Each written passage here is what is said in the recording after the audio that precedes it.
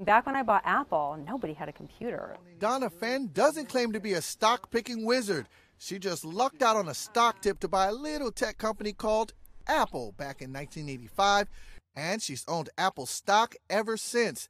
During that time, Apple shares have surged 50,000%, becoming the first company in history to reach a $1 trillion valuation on the stock market. I've loved watching it go up and up and up, and it's not that it makes me feel rich, it just kind of makes me feel like, geez, I wonder if I could be one of those like 85-year-old ladies who says, I bought Apple stock when I was 25 years old and I still have it, and now I can put my grandchildren through college.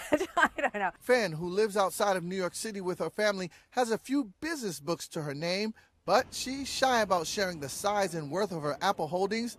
She checks in on Apple's stock price every day using her iPhone, ironically, an old iPhone. I am the Apple fangirl who waits until the new product comes out and then buys a previous version at a discounted price. So. Spooked by the financial crisis, she sold 1/3 of her stake back in 2009 and has been tempted to push the sell button again a few other times, but resisted. When Steve Jobs died, I was worried. I thought, oh boy, is it, maybe this is the end of an era. And then you hear all the time, it's not a growth stock anymore, and yet it continues to grow. Apple is still the largest holding in her portfolio, and with the stock up 22% this year, hitting a record above $207 a share. Will I pull the trigger? I may. It's like my first love, right? How can I let it go? I can't let all of it go, I don't think.